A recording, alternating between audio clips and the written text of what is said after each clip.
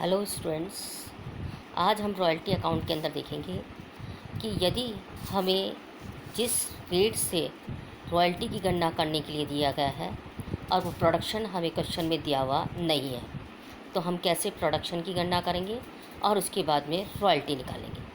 Question देखिएगा, 1 अप्रैल 2014 को x ने वाई से कोयले की एक खान इन शर्तों पर पट्टे पर ली।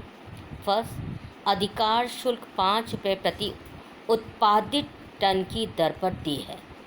बी, न्यूनतम किराया 10,000 रुपये वार्षिक है। सी, लघुकार्य राशि को पट्टे के प्रथम 4 वर्षों में वसूल करने का अधिकार है।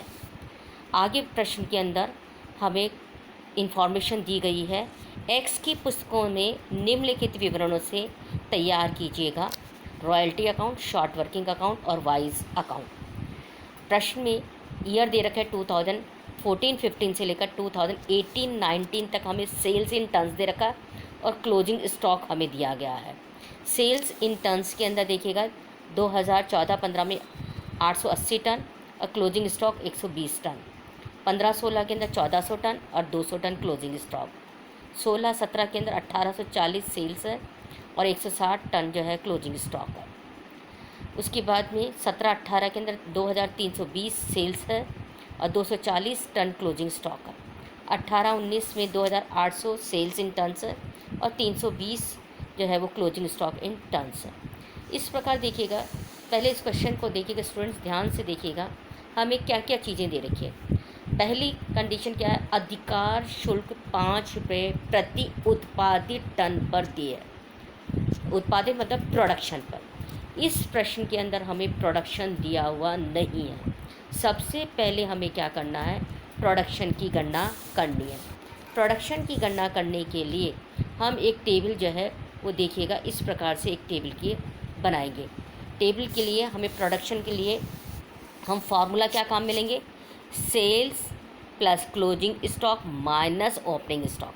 Production is equal to formula क्या है हमारा, दोबारा देखिएगा, sales plus closing stock minus opening stock is equal to production. 2014-15 के अंदर हमें सेल्स दे रखी है 880 टन की, क्लोजिंग स्टॉक दे रखा है 120 टन, दोनों को ऐड कर लिया जाएगा तो टोटल आ गया 1000 टन। ओपनिंग स्टॉक चूँकि इस वाले वर्ष के अंदर पहले से हमारे पास कोई ओपनिंग स्टॉक नहीं है तो ओपनिंग स्टॉक हो गया हमारा नील और प्रोडक्शन आ गया 1000 टन का। 15-16 के अंदर sales 1400 ton, closing stock 200 ton, दोनों को जोड़ दिया जाएगा 1600 टन। और पिछले साल का जो क्लोजिंग स्टॉक है वो हमारे लिए क्या हो जाएगा, ओपनिंग स्टॉक होगा।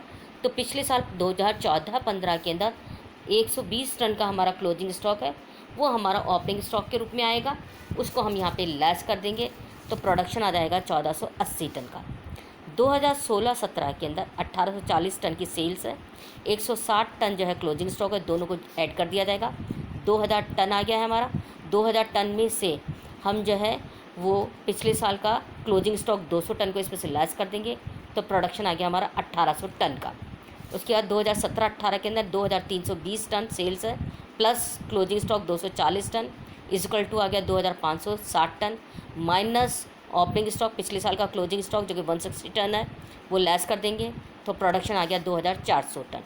18-19 के अंदर सेल्स है 2800 टन, क्लोजिंग स्टॉक है 320 टन, दोनों को ऐड कर दिया गया है 3120 टन, माइनस कर देंगे ओपनिंग स्टॉक 240 टन और प्रोडक्शन आ गया है हमारा 2880 टन। तो स्टूडेंट सबसे पहले इस क्वेश्चन के अंदर हमने क्या निकाला, प्रोडक्शन को निकाला।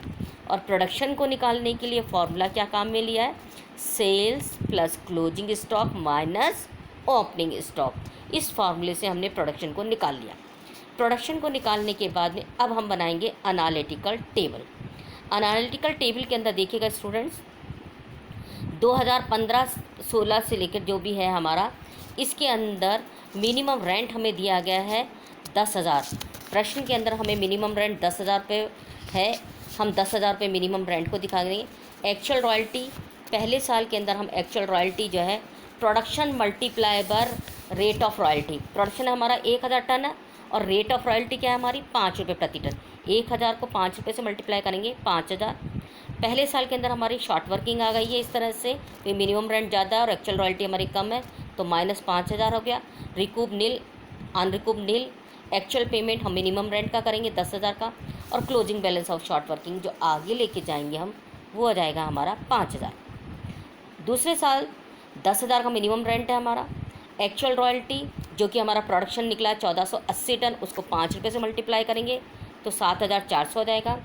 क्योंकि इस वर्ष भी हमारा मिनिमम रेंट ज़्यादा है और एक्चुअल रॉयल्टी हमारी कम है, तो शॉर्ट वर्किंग हो गई 2,600। रिकूप नील है, अनरिकूप भी नील है। मिनिमम एक्चुअल पेमेंट हम 10,000 का कर देंगे, और closing balance of short working जो है वो हम इसके अंदर आगे लेकर जाएंगे, वो अमाउंट हो आएगा हमारा 7,600। स्टूडेंट यहाँ पे थोड़ा सा गलत है, ये 2,600 नहीं है, यहाँ पे हमने लिखना है 7,600 जो है ये आगे आ जाएगा।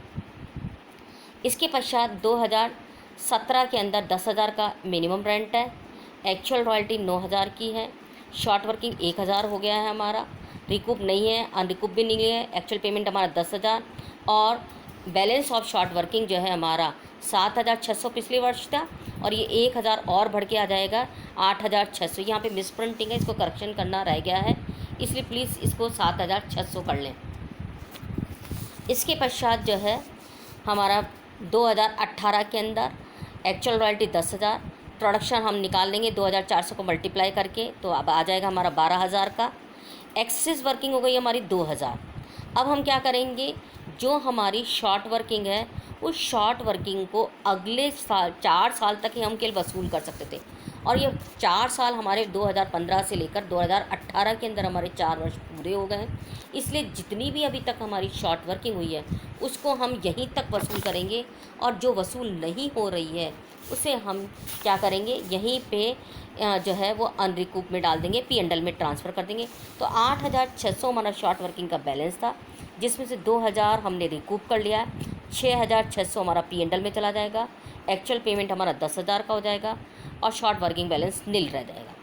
2019 के अंदर 10,000 की जो है हमारा मिनिमम रेंट है, प्रोडक्शन के इसको मल्टीप्लाई करके हम निकाल लेंगे, 2,880 को हम मल्टीप्लाई करके निकालेंगे, तो ये आ जाएगा हमारा 14,400 एक्चुअल रॉयल्टी। एक्सेस वर्किंग हो गई 4,400 की।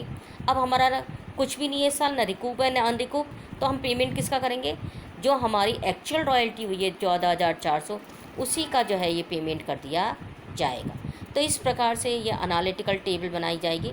स्टूडेंट ध्यान दें, एनालिटिकल टेबल में मैंने करेक्शन करना रह गया है, 2,600 का जहाँ पे अमाउंट लिख रखा है वहाँ पे इसको 7,600 कर लीजिएगा, ये 7,600 का हमारा अमाउंट आएगा। अब इसके बाद में हमें जो है वो अकाउंट प्रिपेयर करने हैं। अकाउंट देखिएगा, इसके अंदर हमें किसकी बुक्स में तैयार करने हैं, हमें यहाँ पर जो है वो एक्स की बुक्स में जो है ये अकाउंट प्रिपेयर करने हैं। एक्स की बुक्स में जो अकाउंट प्रिपेयर करने हैं वो देखिएगा, एक्स